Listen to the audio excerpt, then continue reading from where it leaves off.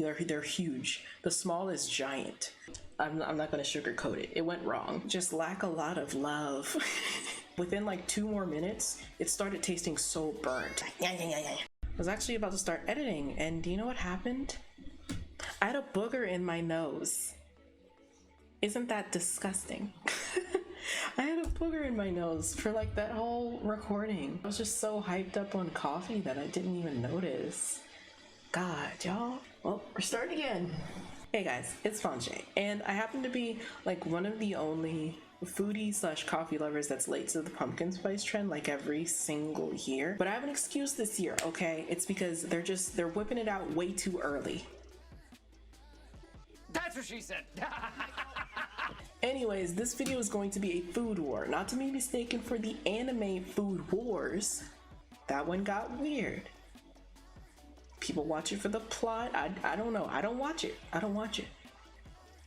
watched a few episodes. I'm going to be ranking the 3 most popular local food, coffee restaurants? No, there's a better way to say that. Coffee, fast food coffee, quick coffee companies. I'm going to be ranking the 3 local coffee companies to me that are serving pumpkin spice this year. And those 3 are Starbucks, Dunkin, and Krispy Kreme. And we're going to be ranking them on 3 criteria.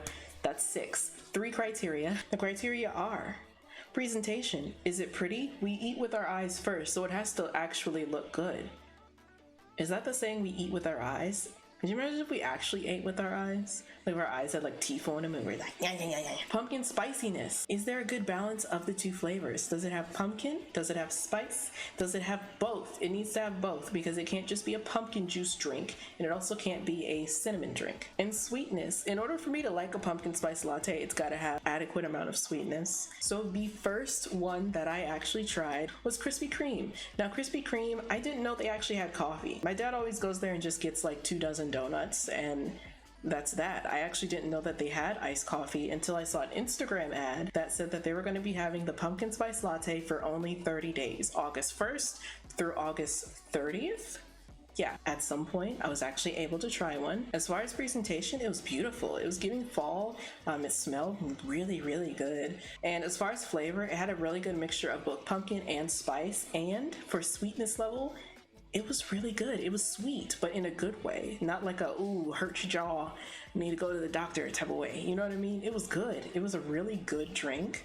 And my overall score for the Krispy Kreme pumpkin spice latte is gonna be a 7 out of 10. That's pretty high. Like, it was good. I'd get it multiple times if they had it for more than 30 days, but it was really good, and I hope they bring it back. Maybe I'm biased because they also had donuts. These pumpkin spice donuts, the only one that was actually good in my opinion was the original glazed pumpkin spice. The other ones kind of just tasted like vanilla. They smelled really good, but I wasn't really a fan. This is not a donut ranking video. This is a pumpkin spice latte ranking video. So that's why I'm gonna give the coffee itself a 7 out of 10. Now for company number 2, Dunkin' Donuts. I have a love-hate relationship with Dunkin' Donuts. I'm gonna have to tell you that right now. I love their signature lattes. I love the size of their drinks. They're huge. The small is giant.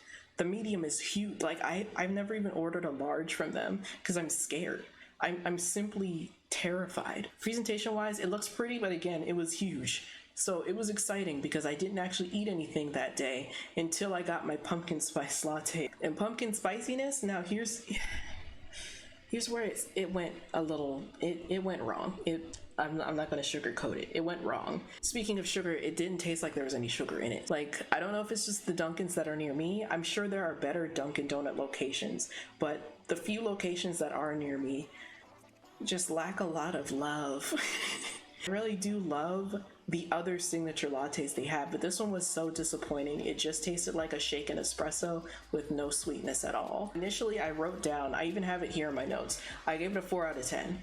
But while I was rolling down the road to get back home, within like 2 more minutes, it started tasting so burnt. And I was a barista before, and I know that I think if you let the shots die, you get really sour shots, but I'm not really sure. I don't really remember how it works. I had to lower it down to like 3, maybe 2 out of 10. I literally had to go home and like try and make it better by adding in, you know, the Starbucks pumpkin spice creamer.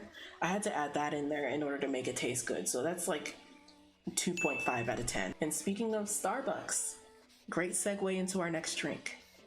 Starbucks, the old faithful. Huge legacy for the pumpkin spice latte. I'm not sure if they put it on the map, but they might have put it on the map. I think Starbucks is like the Beyonce of pumpkin spice lattes, if that makes sense. It doesn't, but we're going with it. Immediately when the barista handed me the drink, I was just like, oh, she's orange. Like spray tan, like hot orange. And like, you know, interesting choice. The smell, exactly like the candle section at the craft store in November. Very like almost pine cone. It's like bordering on the Christmas pine cone scent, but it still smells like fall. And for the taste, very, very pumpkin forward in the first sip. I wasn't expecting that much pumpkin to just kind of like hit me in the face, like, oh, you know, I wasn't expecting that at all. But I mean, didn't mind it because you could immediately taste the espresso coming in to calm down all the pumpkininess, and then the whole milk added a really creaminess factor to it. Ugh, that's a weird way to say that. Creaminess factor. The cream factor? Creamy. The milk added creaminess, okay? That's what I'm trying to say. Even in like a few sips, it was a really whole and rounded out flavor, and it was just a very distinct flavor. I have to give it a 9 out of 10. Like, honestly, the only reason why it's not a 10 out of 10 was because the spiciness was only on top and you couldn't really taste that mixed into the drink, which I understand. You can't really sprinkle that into your drink or else it'll be clumpy. And also, when you put your straw into the drink, if there's no ice cubes near the straw while you're sipping, it tastes a little funky. But if you bring the straw up to where the ice is, it tastes bomb. That's why I'm giving it a 9 out of 10. But even so, Starbucks is the winner. Like, Starbucks is going to be crowned the queen of pumpkin spice lattes in 2022. Now, with what authority do I give her that title? We don't know. But beautiful. I love that drink. I love that drink so much. I've gotten it a few times already, and honestly, I need more. Special mention to Krispy Kreme, of course, because that one was really good. And honestly, I feel like I ranked her unfairly, but it's not like I'm going to be able to try it again, because again, it's gone. And as for Dunkin, Dunkin was definitely the rightful loser. And I really hate to say that because I really do like Dunkin's signature iced lattes so much. But anyways, that's all for this video. Comment down below, what have you been thinking about the pumpkin spice trend this year? Like, are they good? Are they lackluster? And what's your favorite coffee company to go to for pumpkin spice lattes? Because I want to try some new things. I hope you have a fantastic rest of your day, and subscribe for more content from me like this. I might do some more Food Wars videos. Let me know. I'll talk to you later. Bye.